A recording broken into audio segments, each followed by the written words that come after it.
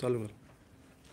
जिल्हा परिषद कन्याशाळा दाभोळ याचे बांधकामाचे ग्रामपंचायत दाभोळ यांनी जी हरकत घातली त्यासाठी आज आपण पत्रकार परिषद बोलली आहे.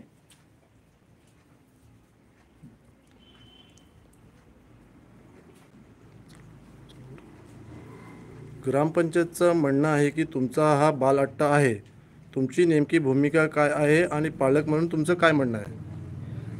तर आता ह्याच्यावरती आम्हाला सांगायचं आहे की आपल्या कन्याशाळा जिल्हा परिषद कन्याशाळेमध्ये आपल्या आता आमच्या मुली शिकत आहेतच, परंतु याच्या आधी सुद्धा आमच्या बहिणी त्याच्या जुनी काही पिढी आहेत या सगळ्या शिकल्या आहेत. त्यातून महत्त्वाचं सांगायचं म्हणजे आपले आता विद्यमान सरपंच मॅडम यासुद्धा आपल्या शाळेत शिकल्या आहेत. परंतु तर आपल्या शाळेचं बांधकाम करण्यासाठी आपण मागणी केली की यांचा शाळेचं इमारत दुरुस्तीचं काम करून घ्यावं.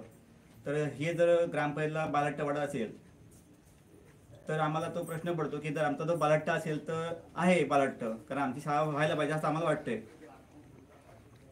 ग्रामसभेचा ठराव तुम्हाला विचारात घेऊन केला आहे का?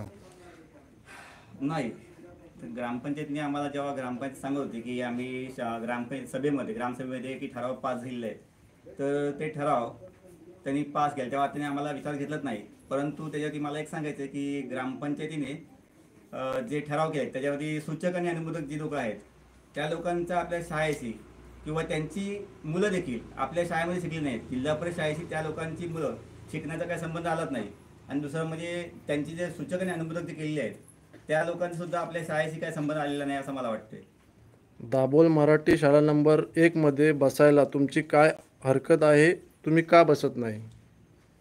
मराठी शाळेमध्ये बसण्याचं म्हणजे म्हणतात तर आपली कन्याशाळा ही कन्याशाळा प्रशस्त इमारत आहे. वर्गखोल्या चांगल्या हवेशीर आहेत.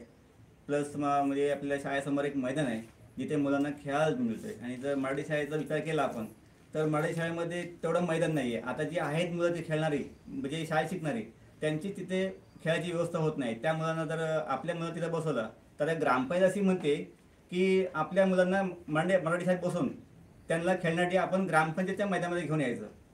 समजा जर का आपली मुलं रोज येता येता जो रस्ता आहे जो मेन रोड आहे त्या रस्त्यातनं जर आपली पोरं येत असतील आणि त्या पोरांचं समजा जर का अशी दुर्घटना घडली तर ज्याला आपल्याला जे आपल्या म्हणजे शाळेच्या बांधकामाला जी लोक त्या ग्रामपंचायतीचे सदस्य जे विरोध करत आहेत ती लोक ह्या गोष्टीला जबाबदारी घेणार आहेत का असं मला मत आहे, म्हणजे माझं म्हणणं आहे. ग्रामपंचायतने पर्यायी व्यवस्था मराठी शाळा नंबर 1 मध्ये केली आहे, हे मान्य आहे का आणि काय सांगून ही व्यवस्था करण्यात आली आहे? नाही, ग्रामपंचायतने जी केलेली व्यवस्था ती आम्हाला मान्य नाहीच आहे. परंतु ग्रामपंचायतीने आम्हाला सांगितलं की तुमची पर्यायी व्यवस्था मराठी शाळा नंबर 1 मध्ये केली आहे, तर तुम्ही तुमच्या मुलांना तिथं जाऊन बसवावे. परंतु त्यांनी त्यांना असं म्हटलं की तुम्ही जर असं म्हटलं की कन्याशाळेचं जिल्हा परिषद कन्याशाळेचं बांधकाम पूर्ण होईपर्यंत म्हणजे दुरुस्तीचं काम पूर्ण होईपर्यंत तुमची तात्पुरत्या स्वरूपात तुम्हाला व्यवस्था केली आहे असं जर ते म्हटलं असतं तर आम्हाला ते बसायला सोयीचं झालं असतं, कारण आमची कन्याशाळेचं बांधकाम होणे आमच्यासाठी गरजेचं आहे. ग्रामपंचायत तुमचं म्हणणं का ऐकून घेत नाही? ग्रामपंचायत आता आम्ही गेली 8 महिने ग्रामपंचायत वेळोवेळी जातोय, संपर्क करतोय, पत्रव्यवहार करतोय. एक वेळेला आम्ही पालक म्हणून त्यांना भेटायला पण जातो की आमच्या शाळेचं बांधकाम पूर्ण करा. परंतु ग्रामपंचायत आपल्या शाळेच्या बांधकामाला किंवा आमच्या प्रस्तावाला आमच्या पत्राला असं म्हणजे साजेसं असं उत्तर देत नाही आहेत आणि गेली 8 महिने ते आपल्याकडे जाणीवपूर्वक दुर्लक्ष करत आहेत. 4 ते 5 लाख खर्च दाभोळ मराठी नंबर 1 शाळेवर करण्यात आला, तर तो खर्च कन्याशाळेवर का करण्यात आला नाही? आता ते असं म्हणाल तर त्यांचं उत्तर तेच देऊ शकतात, पण आता आम्हाला विचारतंय तर मी असं सांगतो की जेव्हा आपली कन्याशाळेची इमारतीचं वरांडीची पडवी कोसळली त्या टाईमाला आपण आपल्या ग्रामपंचायतीकडे पत्रव्यवहार केला होता की आमच्या शाळेचं त्वरित तुम्ही दुरुस्तीचं काम करून द्यावा. म्हणजे जेव्हा आपली शाळा पडली एप्रिल महिन्यापासून जूनपर्यंत साधारण 2 महिन्याचा कालावधी शाळेचा बांधकामाला होत आहे त्यांच्या हातामध्ये, तेव्हा आम्ही असे म्हटलं की तातडीने आपल्या शाळेचं दुरुस्तीचं काम करून द्यावं. परंतु ग्रामपंचायतीने आपल्या ज्या अर्जाचा दुर्लक्ष केला त्याकडे आणि आत्तापर्यंत 8 महिने त्यांनी जाणीवपूर्वक या कामाकडे दुर्लक्ष करून जेव्हा आपल्या कन्याशाळेचं काम करायला पाहतं त्या बदल्यात त्यांनी मराठी शाळेचं काम युद्धपातळीवर सुरू केलं. आता याच्याकडे जर आपण विचार केला तर त्यांचा हा जाणीवपूर्वक किल्ला एक डाव म्हणायला लागेल की त्यांना ही आपली कन्याशाळा नकोच होती. तुम्ही या विरोधात उपोषण करणार आहात कधी आणि कुठे?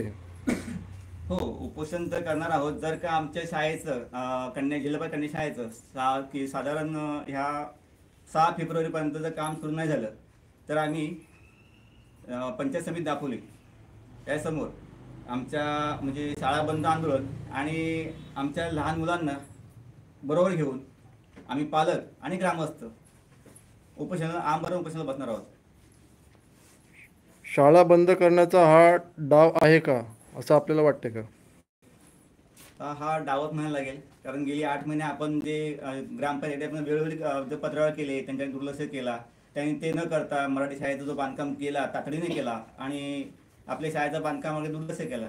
त्यामुळे हा त्यांचा डावच आहे. कारण गेली आपलं ह्या महिन्यामध्ये आपण जेव्हा काम सुरू केलं शाळेचं तेव्हा ग्रामपंचायत सदस्य येऊन आपल्याला सांगितलं की ही शाळा जागा ग्रामपंचायत मालकीची आहे, सो इथे कुठल्याही प्रकारचं बांधकाम आम्ही तुम्हाला करून देणार नाही असं त्यांनी वक्तव्य केलं आणि आपल्या कामाला हरकत घातली.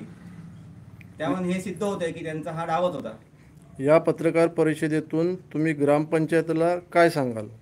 आम्ही एकच सांगतो की कसं आहे की आता आम्ही म्हणजे अगोदर शाळा जेव्हा पडली तेव्हा आम्ही त्यांच्याकडे आशेने गेलो होतो की बाबा ग्रामपंचायत आपली आहे, आपल्याला कुठल्याही प्रकारचा म्हणजे नाराजी होणार नाही, ते आपलं काम करतील आणि आपली शाळा लवकरात लवकर उभी राहील अशी आमची वेळी भाबडी आशा होती.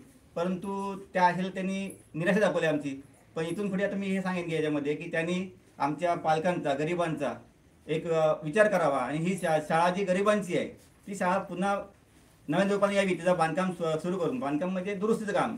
शाळेची इमारत भक्कम आहे, फक्त छप्पर नादुरुस्त आहे हे मी त्यांना सांगू इच्छितो आणि त्यांनी छप्परचं दुरुस्ती करून घ्यावा आणि आपल्या पोरांची जी होणारी गैरसोय आहे ती दूर करावी अशी आमची त्यांना अपेक्षा आहे. हा त्यांना संदेश देऊ शकतो फक्त मी.